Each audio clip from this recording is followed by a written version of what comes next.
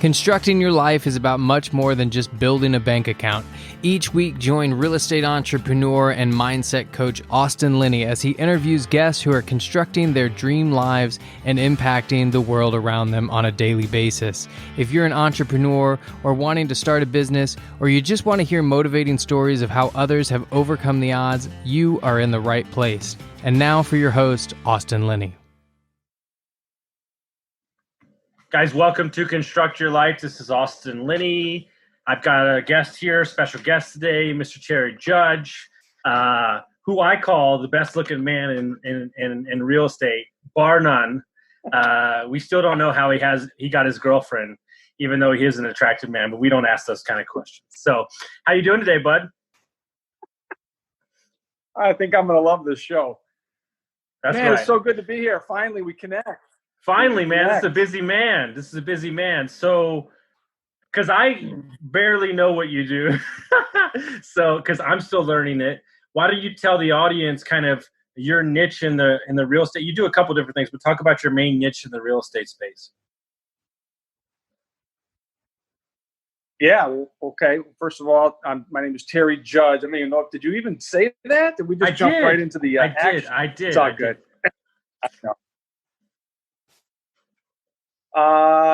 So gosh, I serial entrepreneur.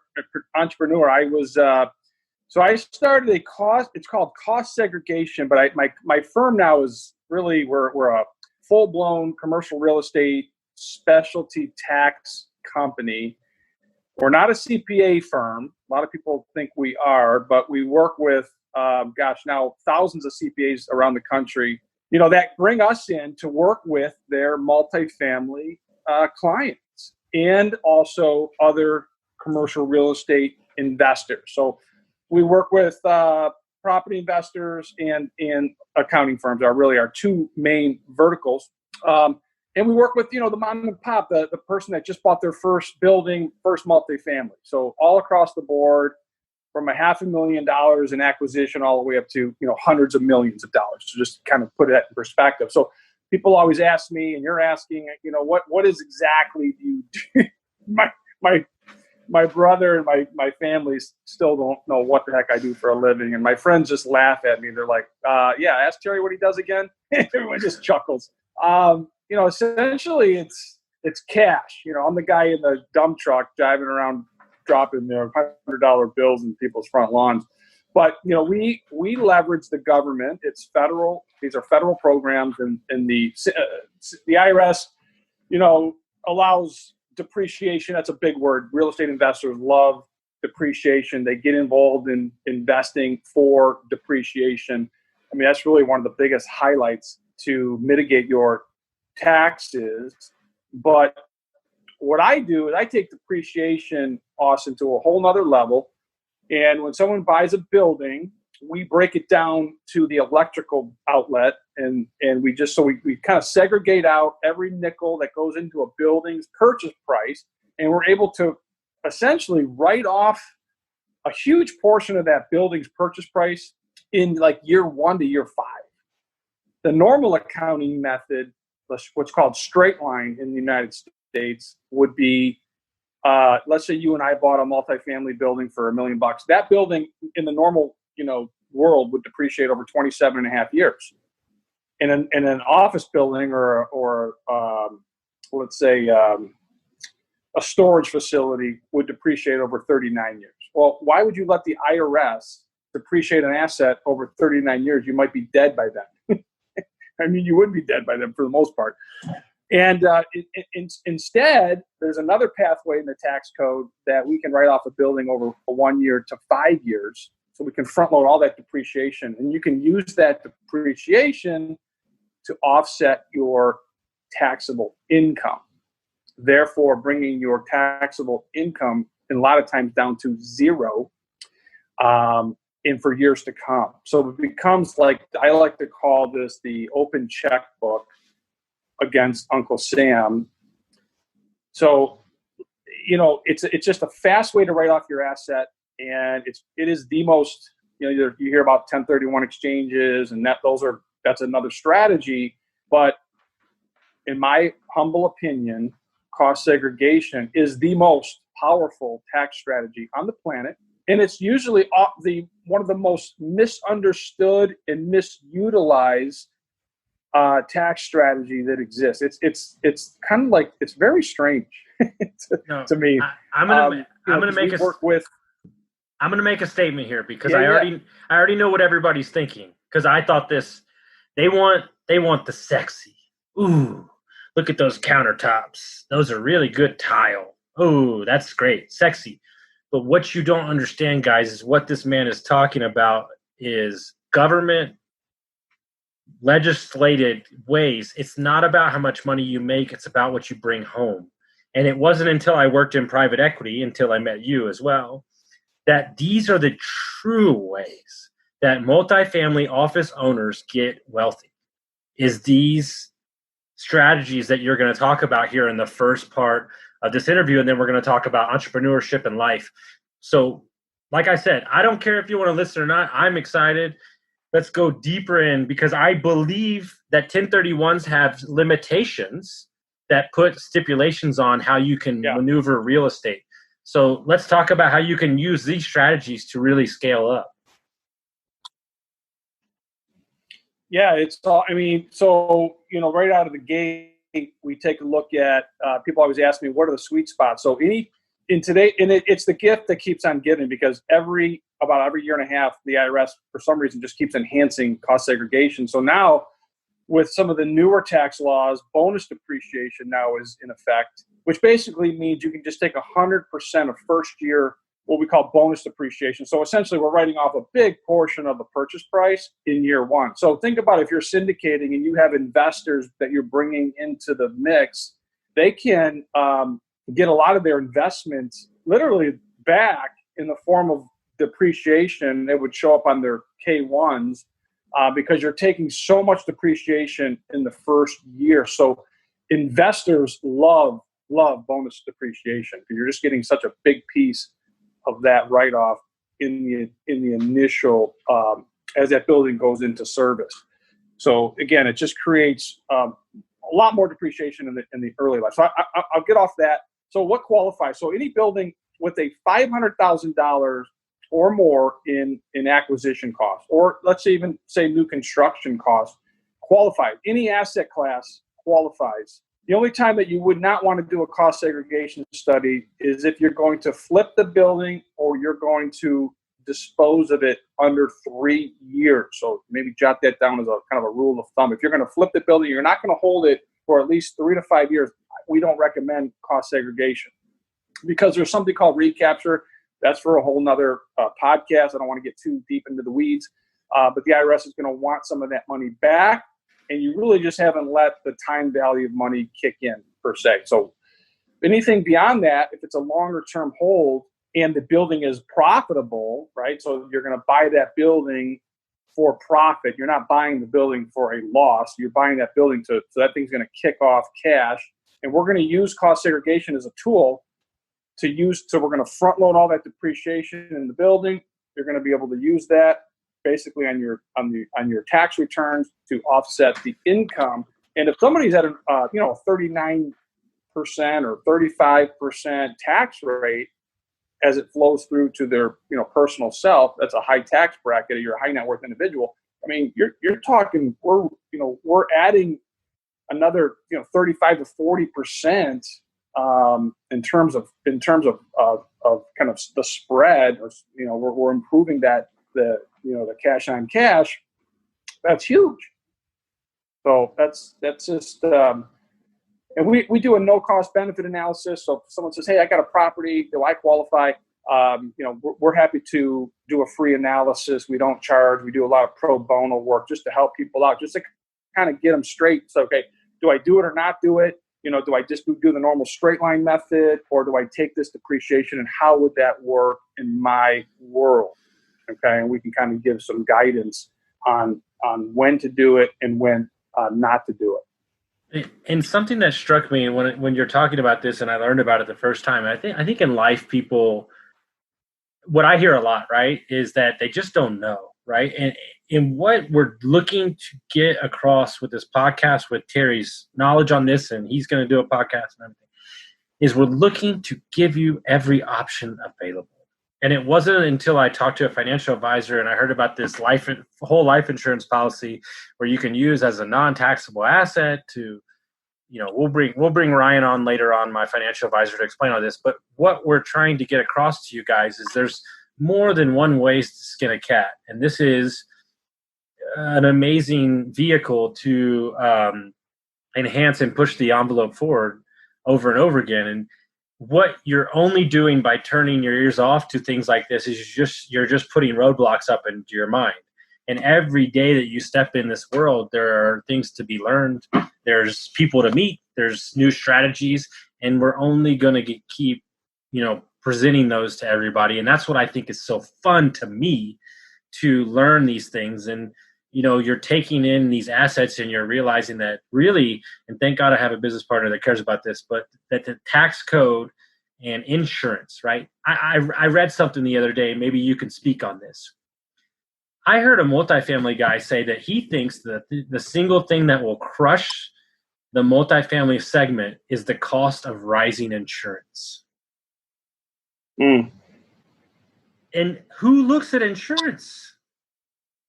But all these things matter. But you got to have it. Yeah.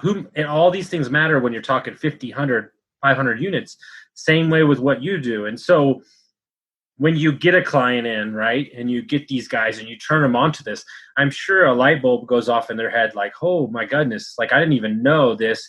And then they're handed this amazing vehicle that really, I would imagine, reshapes their business. I mean, you nailed it right on. I mean, you nailed it. There's these, first of all, you're up against price increases, like you said, like insurance. What about property tax uncapping? That is killing lots of deals. If you bought an asset that maybe somebody else held for 15, 20 years, and all of a sudden you go buy it, and then that property tax gets uncapped, and therefore that property tax now goes way up, that eats up all the profit that you didn't account for. That I see that all the time. It just kills deals. So that's just another area that people got to be paying attention to. We do property tax appeals, in-house as a value add as well. So we're very familiar, and we see it all the time. We see it, it's crushing sometimes. So just being in the know and having a team, I think it's not so much, Austin, you being all of a sudden, you're a cost seg expert, but knowing the tool and putting your team in place, because I see even cost segregation, it's still missed probably, I'd say 70%, 75% of the time. It's an afterthought. It's not, it should, I always tell kind of what I'm shouting from the rooftops when I'm on podcasts or I'm just talking to clients and CPAs, make sure you bring cost segregation into the early stages of the analysis of the property. Start talking about it as you're starting to evaluate. Now, the good thing is I am seeing syndicators, seasoned multifamily investors. They are now adding in the cost seg and the bonus depreciation in their perspectives when they're sending it out to clients. So I'm actually looking for deals, and I'm starting to sell. So when I'm kind of redoing my own, due diligence on properties, I'm starting to see that more. And if it's not in there, I bring it up immediately. They're like, "Oh my God, I forgot." It's a great point. We got to add that in there because it's going to impact the investors coming into the deal.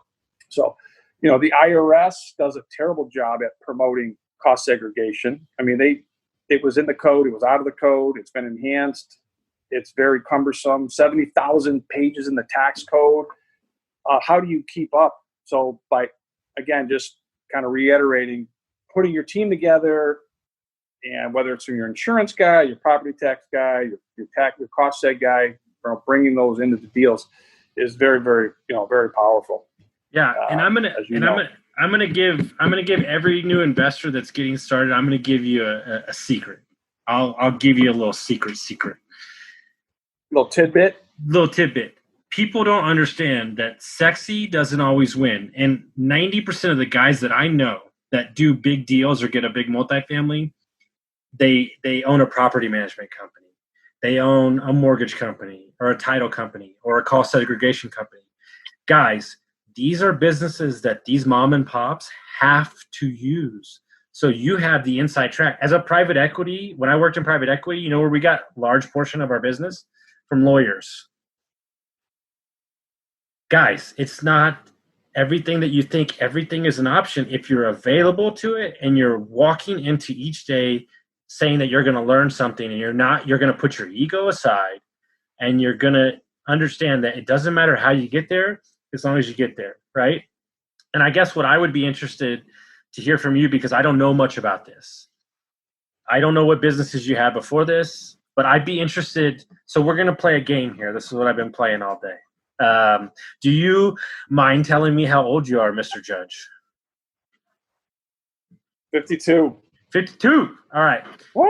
If you could meet, If you see the white hair? If he was, you look so good, I couldn't tell. If you were talking to your 27-year-old self and he was starting a business, what would you tell him? Oh my God, that is a great question. I would tell my 27-year-old self, first of all, I'd say surround yourself with people that you want to get to or emulate. And then I would say, call them up, don't be shy, and ask them if you could take them, buy them lunch or a cup of coffee. Because now that I'm older and I like to mentor some of the people that are kind of coming up that are 23, 24, 25 years old or even younger, that would be, I'm kind of trying to mentor them. And I love when someone asks me, hey, can I take you out for a cup of coffee? I just want to pick your brain. I give so much information away for free because I just love it. You get to that point where all the struggles, all the hurdles, all the mistakes, God, if I could just avoid, and it's just mindset, so surrounding yourself, I think, with a couple different people, not your peers, but other people that are maybe older, and pick their brain, get with them, find out what they did. And that to get inspired by somebody like that, I think you can really collapse the time frame on going after a business, because I was an entrepreneur, then I went back into corporate, then I became an entrepreneur, and really did one stint for about 8 years that I feel like it was kind of I don't want.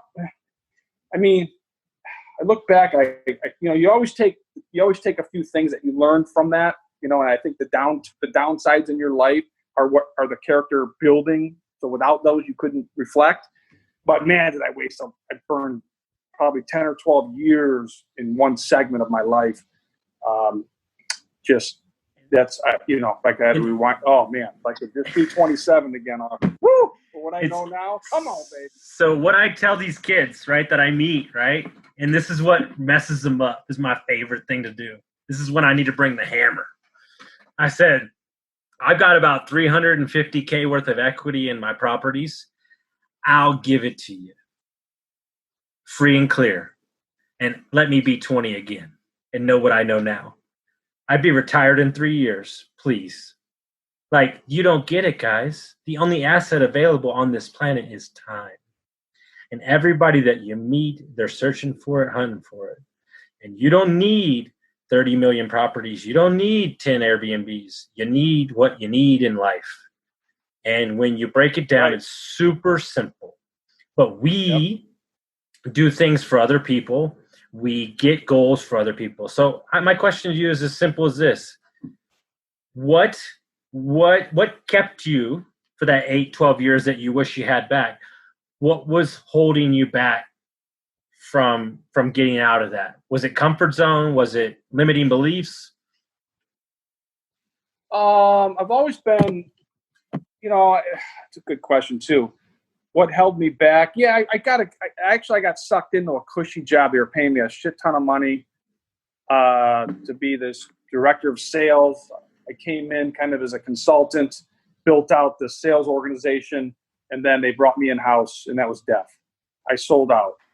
And it really stunted, because I thought I was going to be one of the guys when the company got purchased. I thought I was going to be one of they were going to take care of me on if they merged or got bought. And that was just, they used that just to hold me down. And I burnt a lot of time with that. I didn't have the balls to start my own at that time.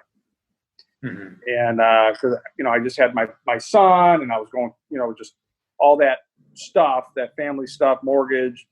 They were paying me just enough to kind of keep me excited, but not enough to really start my own thing. And finally, I did cut all ties with that company and went off on my own. And that's when I started Core, not even knowing about cost segregation. Cost segregation actually found me, which is because I'm not a tax guy. When people say, "What?" That's my little secret for today. Mm-hmm. I learned this from the ground up. I was more on the engineering side, so very interesting. But I think the other thing too, Austin, I want to mention is that there's in this country, and I was one of them, I didn't take the time to get my money right. I always thought I was going to make more money, and I wasn't saving my money because nowadays I really realize it's not what you make, because that's just all relative to your lifestyle. Keeping the money and then 10xing your money and doing investments smart and just learning that part. And I am seeing millennials now. Even my 18-year-old son is buying stocks.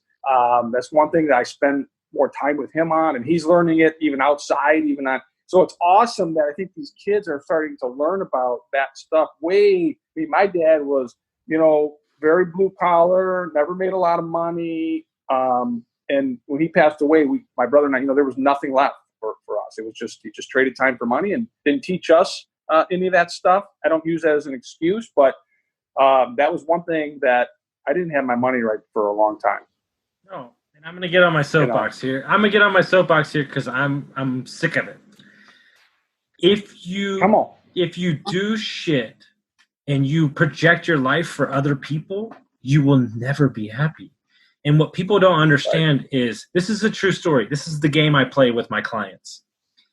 If I gave you if you made $50,000 a year for the rest of your life and you never had to work, but then I offered you 120 and you had to work 3 days a week, which one would you take? 90% of the time, they're going to take the 120 so they can tell people they make 120. Right. So they can tell people they make 120. But what they don't understand is the government's going to take about $25,000 of that. So you only really make $95,000. So why don't you take the $50,000 and work on a passion on the side and then grow that business? We live our life off of spreadsheets and goals and numbers. You will never be happy. It doesn't exist. And you watch these people, what's his name? Steve Harvey talks about it all the time. When you see people soaring past you, it's because they're living their life off of what they want to do, and whatever happens externally does not exist to them. Meaning COVID can hit, Donald Trump's the president, whatever. It doesn't matter. My mentors don't care. They turn off the news. They spend time with the family they love. And by doing that, you're making a choice that what matters to you is yourself. It doesn't matter what Frank drives down the street. Fuck Frank, okay? Maybe Frank is leveraged to the hills and it doesn't matter, right? You know what I'm saying? That's what people don't get. That's what the social media does. It warps people's brains. You get so caught up in other people's fancy pictures, and all of it's bullshit. Well, not all of it. There's some people that are really kicking ass out there, and they're doing it in a good way. But yeah, a lot of people, man, are just living a fake news, I guess you would call it. So I agree, man. You got to be happy and find your purpose, and definitely takes a little bit of time to get to that point. And when you finally left that job and you started the company, I would imagine that it wasn't easy. I would imagine there was a lot of learning curves. So, talk us through those days when you're not probably at your best. What are you telling yourself to keep pushing forward? Somebody that maybe their back is against the wall right now and they're thinking about, and listen, entrepreneurship is not for everybody. You have to be self-aware. But what are you telling yourself in those moments of when your back's up against the wall? God, the biggest thing too is just, I think everything is mental, everything is mindset. I think it's how you prepare before you go to bed. I mean, I know this is old cliche and you hear this all the time, but it really is true, man. When I set my goals for before I go to bed and I write down what I got to do, and then I wake up in the morning, I do my gratitude. I listen to at least something motivational, something spiritual, just for 5 minutes. I mean, it just gets me rolling again. And then before I get going, I love to, I make my first cup of coffee, and I start to review kind of what are my top, 10 or 20 things, depends on how busy I am that week, that I got to do. And then, now I have I rearranged my schedule. I told my assistants, I said, listen, I want you to stack my calendar from Monday, Tuesday, and Wednesday. And I know those 3 days, I don't do anything except bust ass, do my podcast, do my calls, sell business. I mean, do all my stuff. And I'm so in the zone. And then Thursday, Friday, nothing's on my calendar. I take clients golfing. I go golf. I hang out with my girl. I go boating. I'm just planning. I'm strategizing. It takes me. You know what I found? And people tease me because, you're doing a 3-day work week. Yeah, but I get more done than most people because it's all focus. And when I'm in the zone, I just crush it. But when I'm scattered and I'm spreading it out, and I get, what sucks? And I'm like, enough's enough of this. Where I would have like 2 calls on a Thursday. I'm like, you got to be kidding me. I am now blocked because I don't want to cancel that 1 o'clock appointment, because once I commit to something, I'm locked and loaded. But that just jacks up so much of other things, and it gets outside of the focus, bucket, so to speak. And I've been doing that actually at the beginning of this year. Well, COVID hit and that changed up everything. But maybe even through COVID, when we came out, we started really cranking again. We were having our best year ever before March. I just said, man, enough's enough. Let's just get this 3-day work week going, see how it goes, see if it's effective. And then I can really do my external stuff Thursday, Friday. If I take a client out, lunch, coffee, face-to-face, belly-to-belly. Now we're getting back out. Michigan's finally opening up a little bit, so we can do that. So it's kind of crazy time we live in. We can talk about that too in a second. But so that's I know I'm off track a little bit, but Nope. Just wanted to kind of share. You're not gonna believe this. That's where I was gonna go. Swear to God. Look, I got a client, right? True story. God love AAA Adams. Thank you so much, sir. We had a call with him. We had a call with him, and he looked at my schedule and he said, Austin, sorry. I don't think so, but he goes, I got a podcast on Monday, Tuesday, Friday. He's like, dude, your shit's a nightmare. So he said, look, you only do coaching on Tuesday. You only do podcasts on Wednesday. That's it, bro. And I'm doing 7 podcasts today, but I'm so locked in, it doesn't matter. And it's going to get done. Boom, knock it out. And what people don't understand is in life, right? The new company, which I could announce in a couple weeks, you have to hold everybody. But the guy that I'm working with, he wants us to work from 9 to 3 every day and be off on Fridays. And if you can't get your shit done, then it's done. And your thing that you just said, in America especially, we think by doing, we're moving forward. By creating the space to hang out with clients or be creative, you're actually creating a better version of yourself, right? I have a coaching client. He was making 600 cold calls a day, which is not a bad thing. But I read an NLP sales book that said you get 80% of your business from 5 clients. I said, write down 20 names that you know, right? And I said, focus on who they know and only talk to them. He's closed 5 deals in 3 weeks. No, that's so spot on, man. And again, Thursday and Fridays, I've owned Core for 14 and a half years. So, I mean, we have thousands of clients. It's not to brag. It's just that we've been doing this for a long, long time. And one of the things, even prior to this year, before I changed my work week, I was like, God, we do a crappy job at just recycling and getting back to our clients and then, talking to them about other services. And those are our best. It's our best lead source. And we're always everybody's always worrying about the next project coming in or the next deal. I don't know what that's all about. So now, if part of my Thursday, Friday is what that is about. We're reaching out to our client base, and I'm just basically saying, hey, let's, I haven't talked in a year. You want to go golf, or you want to grab me this week for a cup of coffee. I just want to catch up, see what's going on in your business. What's happening. You be buying any more buildings, and that has been, it's a lifestyle. It's kind of part of who I am too, because I'm social. I want to get out. I don't want to just sit there and pound the phone and sit on my laptop where my back hurts. And I'm like, I got to get out. I'm going crazy. So yeah, it's been very fruitful. And I would tell people to really build that into their work schedule. People that they already know, trust, like, do business with. Maybe you lost touch with them. Just reach out to them, man. You'll be surprised. People are like, oh my God, yeah, I'd love to connect. I haven't talked in a while. Let's connect. So.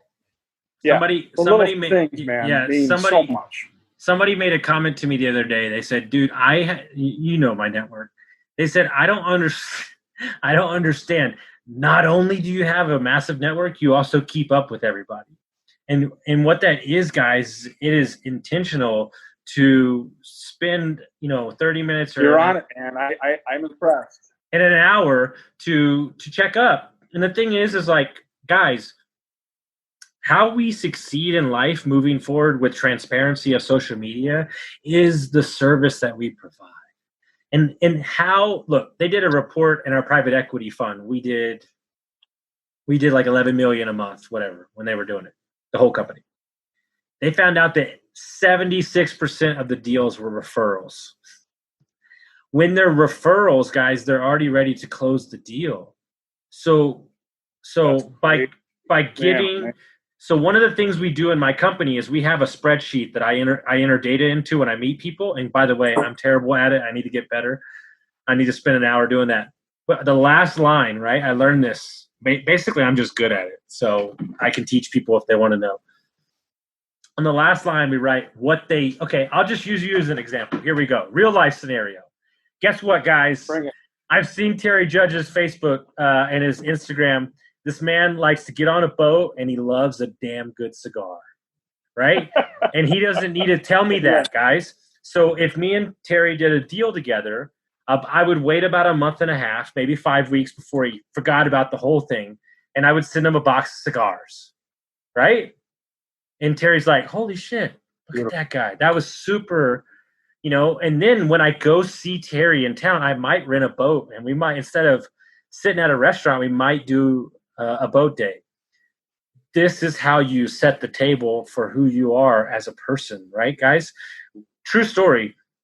Me and Terry have only met once for an hour in Michigan, and that was only because I was the only ridiculous Texan to fly up for just a Michigan meetup, right? And so, guys, your excuses that you're leaving on the table are for you. They're not for me, because I'm going to do what it takes to get to where I need to go.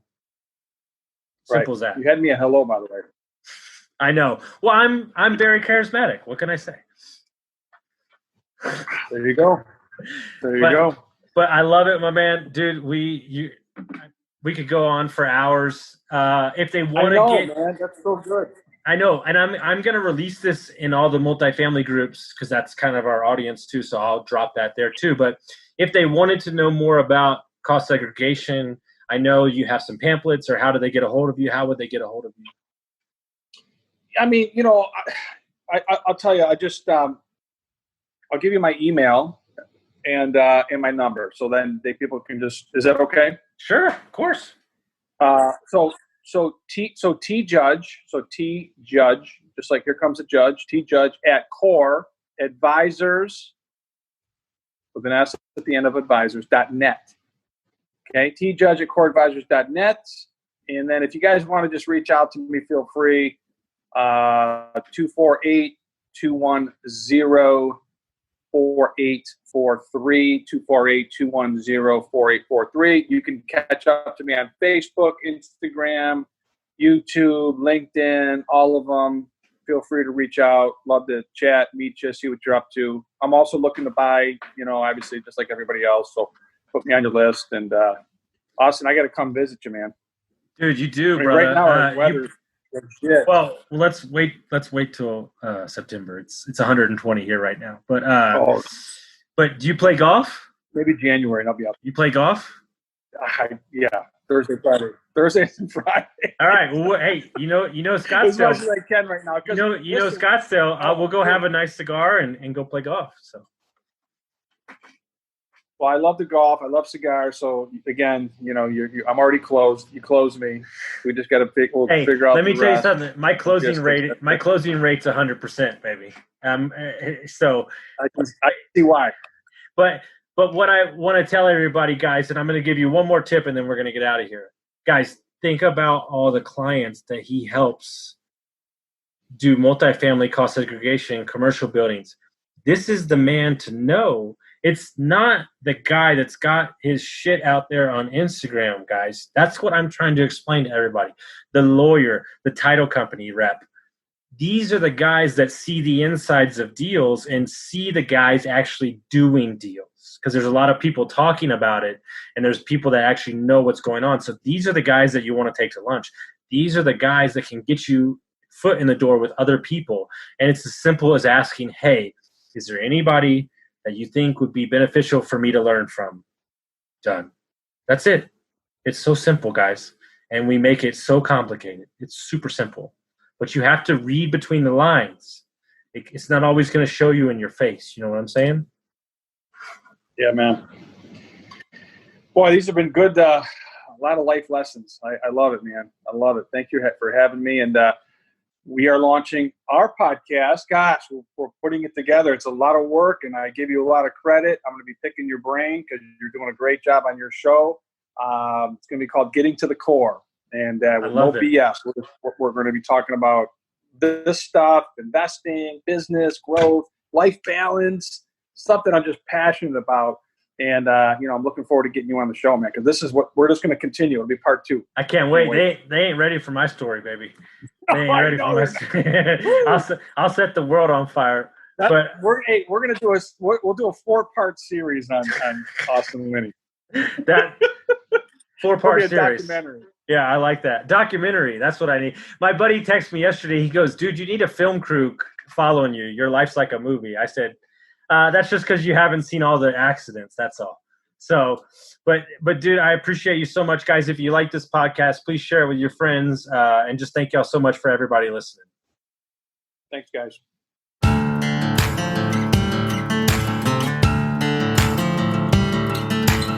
Thank you for listening to Construct Your Life with Austin Linney. If you enjoyed this episode, be sure to rate, review, subscribe, and pay it forward by sharing with a friend. Most importantly, take this opportunity to start constructing your life by taking immediate action on what you learned. For show notes, resources, and more information on one-on-one coaching with Austin, visit constructyourlifepodcast.com.